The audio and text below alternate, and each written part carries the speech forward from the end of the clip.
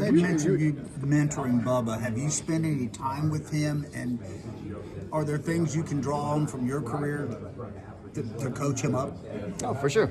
We've had, I'd say, 4 or 5 different just chit-chat sessions. It's now time to go and hang out, have some beer, and write down goals, expectations, and then strengths and weaknesses. I want him to admit what he's weak at. I'll admit on what I'm weak at, and let's go and work together. I mean, I'm not the oracle or anything, but I feel like I can help him, and I know I can learn things from him, because that's how I think I've stayed relevant for 22 years, is continuing to learn and being adaptive to the situations.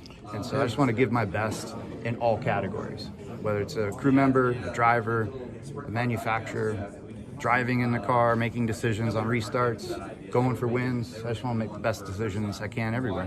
What are your thoughts on the short track here in Nashville, the fairgrounds opening back up again?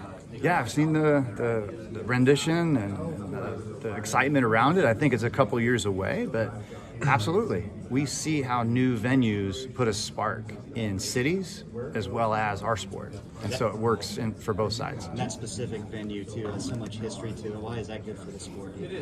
It's always good connecting back to the roots and having short track racing implemented. Just seeing the drawings of how the suites are right there on top of the track. That'll be cool.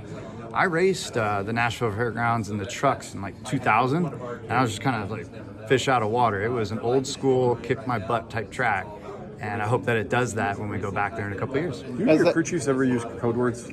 Code words? Yeah. Oh, absolutely, yeah. Do they work? There's an overthinking, or do you like them? Or? Oh, no, it's like baseball signals, you know? You got this over here, you rub your elbow there. I mean, well, shoot, scratch your arm. Hit your arm, yeah. Yeah, that was bad.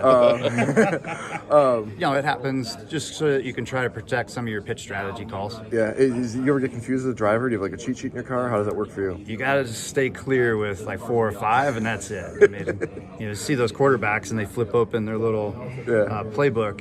For us, we just try to keep it clean and simple with just a few. You mentioned 22 years. As a fiery rookie years ago, did you ever put yourself as the established, more calmer veteran mentor?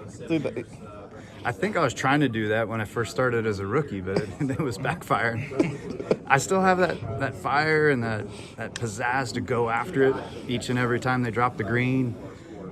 You know, like the test session the other day at Charlotte, it's like, man, do I want to be the first car on track and just set down a lap time? No, I'm going to take my time. And Austin Dillon went out there with that mentality, and he overstepped the boundary of the car. It's a process all the way through, and I've had a lot of fun over the years learning and finding the right spot for me to be as successful as I can be with the team that I'm with.